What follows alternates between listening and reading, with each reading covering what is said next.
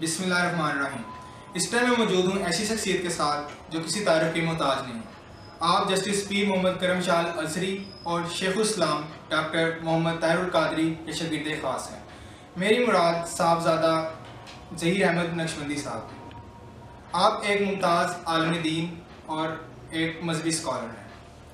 हुकूकुल इबाद के हवाले से सवालात का सिलसिला शुरू करते हुए मैं अल्लामा साहब से पूछना चाहूँगा, अल्लामा साहब हुकूकुल इबाद क्या हैं? बिस्मिल्लाहिर्रहमानिर्रहीम। अल्लाह रब्बुल इज़्ज़त ने हमें दीन इस्लाम की सूरत में एक ऐसा मुकम्मल जामे ज़ाब्ता हयात अता किया है कि जिस निज़ाम ज़िंदगी को अल्लाह रब्बुल इज़्ज़त ने दो हिस्सों पर मुश्तमिल रखा है। नंबर 1 हुकूकुल्लाह और नंबर 2 हुकूकुल इबाद।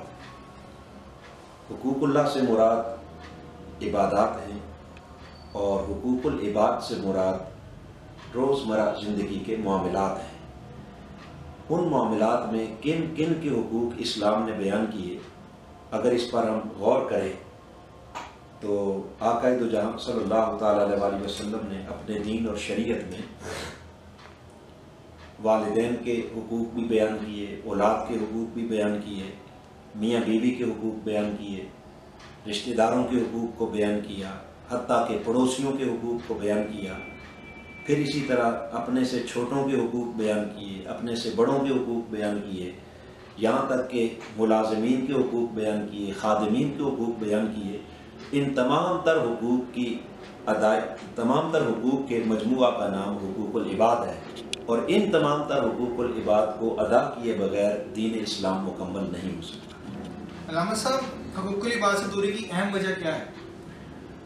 हुकूकुल इबाद से, चूँकि हुकूकुल इबाद ये आक़ाए दो जहां सल्लल्लाहु तआला अलैहि वसल्लम के दीन का एक अहम तरीन हिस्सा है और मैं समझता हूँ कि हुकूकुल इबाद से दूरी का सबसे बड़ा सबब और उसकी सबसे बड़ी वजह जो है वो दीन इस्लाम से दूरी है। हमारे नज़दीक इस्लाम का जो असल कंसेप्ट है वो मौजूद नहीं। हमारे माशरे में ये समझा जाता है कि शायद नमाज, रोज़ा, हज, ज़कात और ये चंद मजहबी रसूमात हैं जिनको अदा करना शायद कुल दीन यही है, जबकि दीन की असल रूह वो इंसानी हुकूक है। अगर दीन का सही तसव्वुर वाज़ेह हो जाए तो इंसान कभी भी हुकूकुल इबाद को नज़रअंदाज नहीं कर सकता। क्या हुकूकुल इबाद से दूरी मुआशरती बिगाड़ का सबब है? इसमें कोई शक नहीं कि हुकूकुल इबाद से दूरी ही मुआशरती बिगाड़ का सबब है। जब तक आप मुआशरे के हुकूक अदा नहीं करते उस वक्त तक एक अच्छा मुआशरा जो है वो तश्कील पा ही नहीं सकता। आक़ाए दो जहां सल्लल्लाहु तआला अलैहि वसल्लम की सीरत तैयबा का जब हम मुताला करते हैं तो हुज़ूर अलैहिस्सलाम ने सबसे ज़्यादा ज़ोर इंसानी हुकूक पर दिया और उन्हीं इंसानी हुकूक की अदायगी की बिना पर आपने एक ऐसे अच्छे और आइडियल मुआशरे को तश्कील दिया कि जिसे देखने के बाद गैर मुस्लिम और आपकी जान के दुश्मन वो भी आपका कलमा पढ़ने पर मजबूर है। अल्लामा साहब, ये बताइएगा कि रोज़े महशर में हुकूकुल इबाद की वजह से क्या सवाल किया जाएगा? रोज़े महशर अल्लाह रब्बुल इज़्ज़त की बारगाह में एक ऐसा दिन है जिसको कुरान मजीद ने कहा यौमुद्दीन। वो इंसाफ का दिन होगा, अदल का दिन होगा और उस दिन इंसान की पूरी ज़िंदगी के तमाम मामलात के बारे में एक एक चीज़ के बारे में पूछा जाएगा। और यकीनन चूँकि अल्लाह रब्बुल इज़्ज़त ने हमारे ऊपर जिस तरह अपने हुकूकुल्लाह को लाज़िम करार दिया है, इसी तरह हुकूकुल इबाद को भी हमारे ऊपर लाज़िम करार दिया। लिहाजा जहाँ हुकूकुल्लाह के बारे में सवाल होगा वहीं क़यामत के दिन हुकूकुल इबाद के बारे में भी सवाल होगा और हर इंसान को अपने तमाम तर मामलात का अल्लाह की बारगाह में जवाबदेह होना पड़ेगा। और इसमें एक ख़ास फ़र्क ये भी है कि हुकूकुल्लाह चूँकि उसका ताल्लुक़ सिर्फ अल्लाह रब्बुल इज़्ज़त की और बंदे के दरमियान है, उनको तो रब्बे कायनात फरमाता है कि मैं चाहूँ तो अपनी रहमत और अपने करम से माफ़ भी फरमा दूँ, लेकिन जहाँ तक ताल्लुक़ है हुकूकुल इबाद का तो वो रब और बंदे के दरमियान नहीं बल्कि वो बंदे और बंदे के दरमियान मामलात हैं। लिहाजा जब तक जिसका हक आपने तल्फ किया है जब तक वो खुद माफ़ नहीं करेगा तो रब्बे कायनात फरमाता है कि मैं भी अपने बंदों के हुकूक माफ़ नहीं करूँगा। आखिर में आप लोगों, खासकर मुसलमानों को हुकूकुल इबाद की वजह से क्या पैगाम देना चाहिए? हुकूकुल इबाद के हवाले से जो सबसे अहम पैगाम है वो अगर कुरान मजीद की रोशनी में हम देखें तो बग़ैर हुकूकुल इबाद की अदायगी के दीन किसी सूरत में भी मुकम्मल नहीं हो सकता। जो शख्स हुकूकुल इबाद को नज़रअंदाज करता है वो यूँ समझ लें कि कुरान मजीद की रूह से वो पूरे दीन को नज़रअंदाज कर रहा है। अल्लाह रब्बुल इज़्ज़त ने इरशाद फरमाया, अराइतल्लज़ी युकज़्ज़िबु बिद्दीन, क्या आपने ऐसे शख्स को देखा जो दीन को जुटलाता है? बारी ताला वो कौन शख्स ऐसा है कि जो दीन को जुटलाएगा? तो रब्बे कायनात ने फरमाया, फ़ज़ालिकल्लज़ी यदउल यतीम, जो यतीम को दुत्कारता है, वला यहुद्दु अला तामिल मिस्कीन, और एक गरीब मिस्कीन को खाना खिलाने की रग़बत नहीं दिलाता। यानी इंसानी हुकूक को नज़रअंदाज करता है, वो यतीम के हुकूक हों या वो मिस्कीन के हुकूक हों, उन हुकूक को अगर नज़रअंदाज करता है तो ऐसे शख्स के बारे में अल्लाह पाक ने फरमाया वो गोया अल्लाह के पूरे दीन को जुटला रहा है। तो बग़ैर इंसानी हुकूक की अदायगी के चूँकि दीन का कोई तसव्वुर नहीं है, लिहाजा मुआशरे के लिए पैगाम ये है कि वो लोग जो चंद मजहबी उमूर को जो है वो दीन समझते हैं और इंसानी हुकूक को नज़रअंदाज किए हुए हैं, और अगर हम गौर करें तो हमारे मुआशरे में ऐसे ऐसे लोग भी हैं कि जिनकी ज़ाहिरी शख्सियत बड़ी दीनदार नज़र आती है, वो 5 वक्त के नमाजी भी नज़र आते हैं, वो हज उम्रा भी करते हुए दिखाई देते हैं, मगर छोटे छोटे मामलात के लिए अपने भाइयों के हुकूक मार देते हैं, अपने बच्चों के हुकूक मार देते हैं, पड़ोसियों के हुकूक मार देते हैं, अपने मुलाजिमीन के हुकूक मार देते हैं। तो उनके हुकूक तल्फ करके हम किसी भी सूरत में जो है वो लाख अपनी वज़ाकता दीनदारों वाली बना लें। लोग तो हमें दीनदार कह लेंगे मगर वो दीनदारी अल्लाह की बारगाह में कबूल नहीं होगी। अल्लामा साहब, आपका बहुत बहुत शुक्रिया, आपने अपने कीमती वक्त से हमारे लिए वक्त निकाला। हमने जाना कि हुकूकुल्लाह और हुकूकुल इबाद दोनों आपस में लाज़िम मलज़ूम हैं। जहाँ हम हुकूकुल्लाह पूरे करते हैं वहाँ हुकूकुल इबाद पूरे करना भी बहुत ज़रूरी है।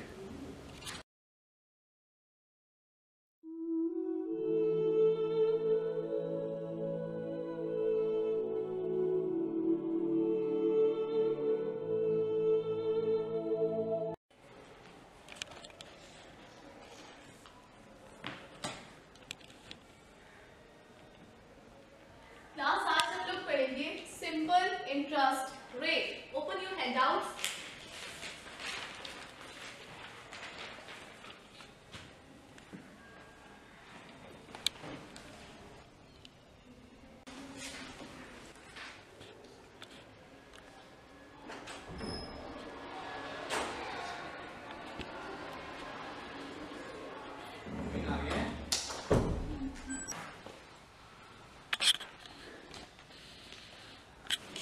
Rupees 1800 gains simple interest of rupees 390 at the rate of 5% per annum.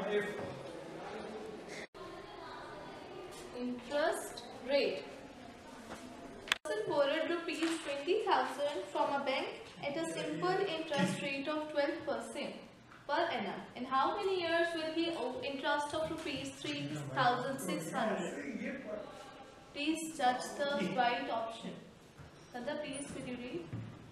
The sum of money would amount to 6,000 in 2 years and 7,000 in 3 years. The principal and the rate of simple interest are.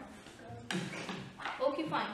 Monthly interest is the sum required to earn a monthly interest at a simple interest rate of 12%. Interest. Stop whispering.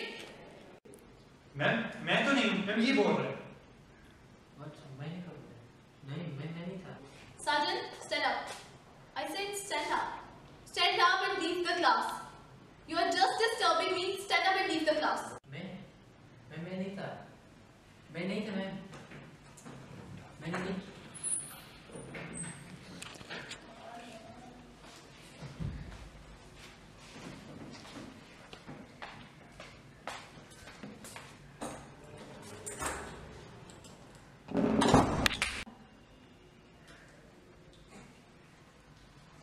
Salman, stand up. Stand up. I know that you are whispering. मैं?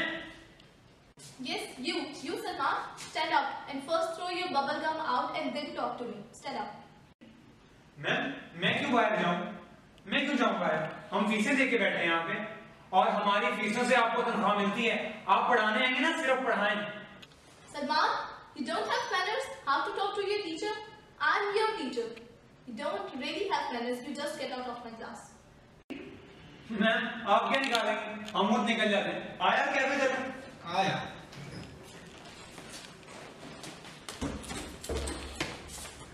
देखो बेटा तेरे भाई ने teacher की कैसे बोलती बन गई। कोई छोटे मोटे टीचर हमारे सामने तो तेरा लेवल है यार। बस देख बस कोई मेरे भाई ने जरूर नहीं किया ऐसे छोटे मोटे टीचर। प्रदीप जी भाई। लेक्चर लेके ना जल्दी गेट पे आ जाना, मुझे घर जाना, मैं बहुत थका हूं, ठीक है? चल यार।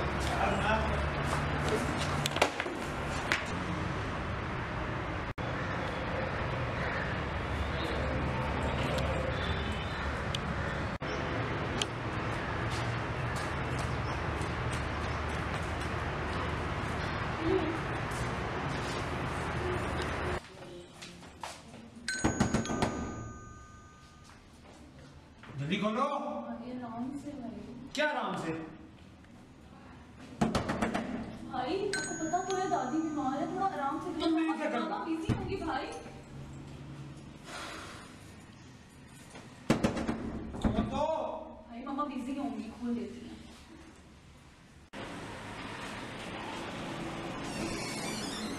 छह घंटे यूनिवर्सिटी में ख्वार आके आओ, घर भी फिर दरवाजा नहीं खोलना।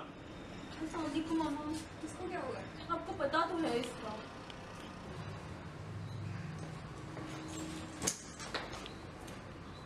बेटा कोई सलाम ही कर लेते हैं यूनिवर्सिटी से आप। हाँ दादी बाल खराब हो जाएंगे।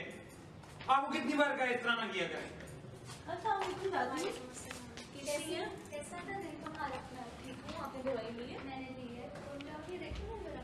जाओ जाके खाना खाओ, माँ से तो खाना दे।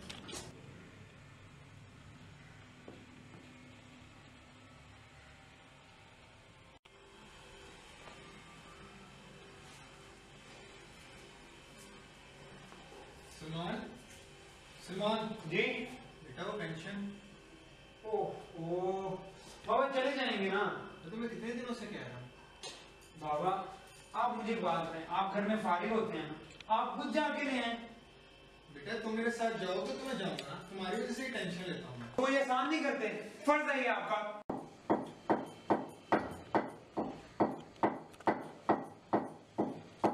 बेटा जल्दी जल्दी खा चलो, वो आ गया तो उसने पूरा घर सर पे उठा लिया। माँ आप ही ने उसको सर पे चढ़ा के रखा हुआ है। जल्दी करो बेटा।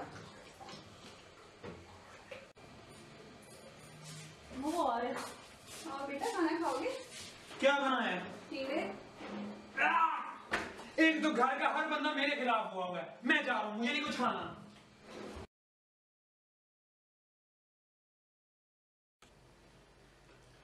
बाजी मैं काम कर ले ਗੱਲ ਸਮਝਾਉਣ ਤੇ ਟਾਈਮ ਸਿਰ ਆ ਜੀ। ओ बाजी तुसी मेनू क्या सी सूट लेके देना है तुसी। हाँ हाँ क्यों नहीं बाजी क्रिसमस आ रही है ना, हाँ, सूट सूट ले भाई कौन सी क्रिसमस? कौन सी ईद होती है तुम्हारी क्रिसमस की है? मामा एक सेकंड, एक ईद उल फितर होती है, एक ईद उल अजहा होती है, ये तीसरी क्रिसमस की ईद कहाँ से आ गई है? मामा क्या ये बड़ी शियार होती है? मामा आपको नहीं पता, हर घर से सूट इकट्ठा करके अपनी बुटीक खोल लेती है। चुप कर जाओ। बाजी फिर तुसी लेके दो। ओए जा भाई, क्या मसला है? निकल इधर से चल। मामा 10 दिन हो गए मेरा कमरा इतने साफ नहीं किया। जाए चल छुट्टी कर। जरा तमीज नहीं है। 2 मिनट माँ के साथ बैठ गए हो तो फिर भी बाजी बाजी आ जाते हैं मुंह उठा के। चुप करके रखो।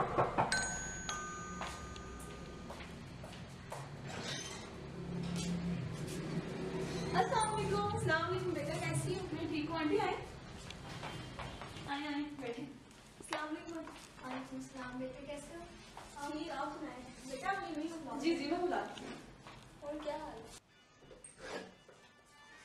मम्मा आंटी शमीम आई है, आपको बुला रही है आपस में। तो बेटा आंटी को बिठाओ, मैं आ रही हूँ। अस्सलामुअलैकुम। वालेकुम सलाम। कैसी हैं आप? मैं ठीक हूँ। आप सुनाए। बेटा फरजीना आंटी के लिए जूस नहीं, लाओ। नहीं, जी मम्मा ला रही। दिनों बाद आप आई हैं हमारे घर और क्या बता रहे थे? बेटा आंटी को दो। ठीक बिल्कुल। वो बाजी आपके बेटे की शिकायत करनी थी। गाने बहुत ऊंची सुनता है, हम बहुत गुस्सा हो। और जी इसको कॉल बंद करे।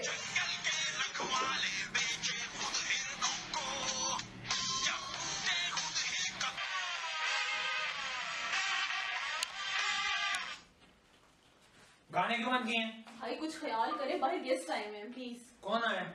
साथ वाली आंटी आएंगी। वो आंटी शमीम जी और ऊंचे करूंगा। पिछले हफ्ते मेरे पेपर थे और उनके घर में ढोल की ढिचुक ढिचुक ढिचुक ढिचुक बज रही थी। मैं और ऊंचे करूंगा। अच्छा मम्मी तुम्हें चलती हूँ। अरे आप थोड़ी देर और नहीं नहीं बच्चे मेरे ट्यूशन से आने वाले हैं। अच्छा बेटा फिर जीन आंटी को छोड़ के आओ। मर्जी आपको क्या है। बेटा बात सुन। बेटा वो हमारे हमसाए हैं, उनके साथ हमारा वारा है। अगर हम उनका ख्याल नहीं रखेंगे तो और किसका रखेंगे? अपने बेटे को समझाओ, ना उसे पता है बड़ों से सलाम दुआ करनी है, ना उसे रिश्तेदारों के हकूक का पता है। हमसायों के हकूक से तो वो वैसे ही फारिग है। वालिदैन के हकूक आता है तुम्हें डांटता है और फिर बाप को इस तरह कहता है। ये क्या है? बेटा सुनो, अल्लाह मियाँ अपने हकूक तो माफ कर देता है लेकिन बंदों के हकूक माफ नहीं करता। दादी एक सेल्फी दादी। ये देखो ये। हैशटैग ग्रैंडमा हैशटैग सेल्फी ये चीज।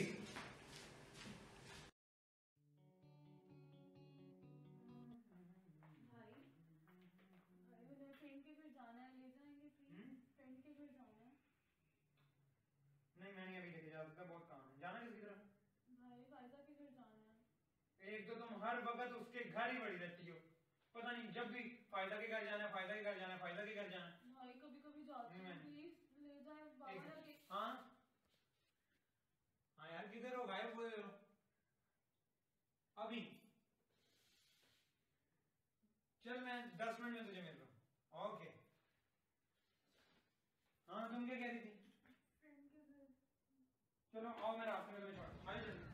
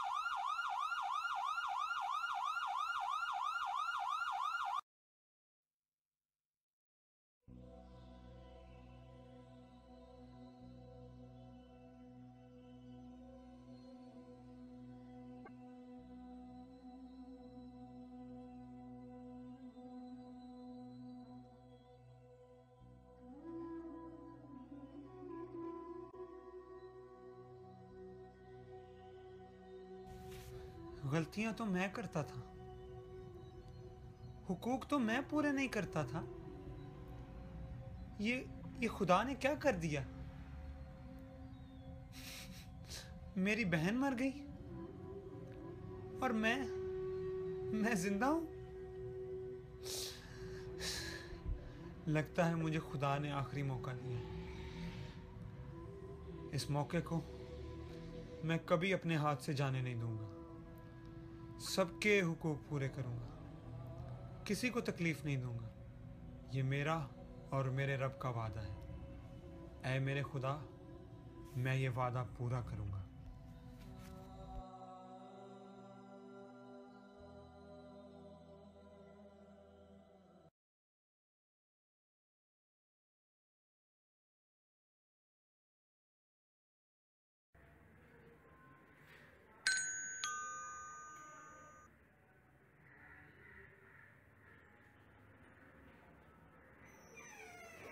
अस्सलाम वालेकुम।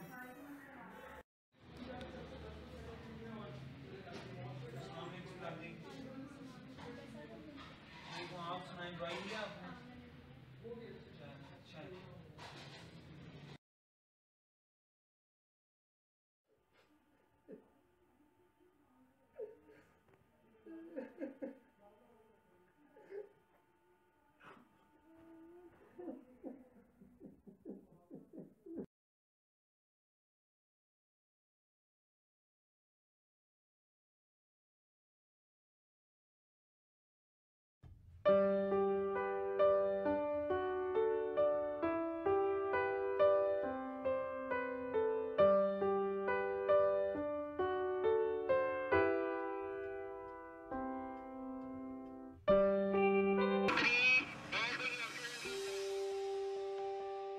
मेरी जात है,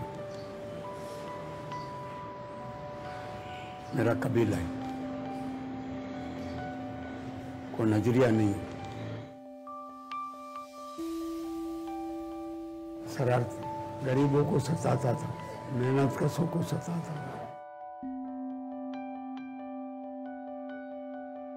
3-4 बजे आँख खुल जाती है, कोई नहीं होता, अकेला पड़ा होता। दुनिया याद आती है, इंसान याद आते हैं, मजलूम याद आते हैं। बस यहाँ पड़ा रहता हूँ पथारी में, जिंदगी बसर करता हूँ। मेरे पास एक पाई नहीं थी, मैं रोड पे खड़ा रह गया, भीख मांगने लगा। मैं हमेशा यही कहता हूँ, इंसान बनो, इंसान बनाओ। ये न करता तो फिर कोई काम न करता। मैंने कभी नहीं सोचा, मेरी मंजिल थी, मेरा काज था, मेरी नीयत थी, बस उस पर चलता रहा। कामयाब का काज बहुत बड़ा है, उसको हासिल नहीं कर सका, गरीबी नहीं मिटा सका। एक माँ थी, 6 बच्चों के साथ समंदर में खुदकुशी की थी। उनको झुलाते हुए, मिलाते हुए, गुस्ल देते हुए बहुत मुझे रंज हुआ था। मुझे इसकी कोई परवाह नहीं, मुझे ये इंसान चाहिए, इंसानियत चाहिए। नोबेल प्राइज मेरे लिए कोई चीज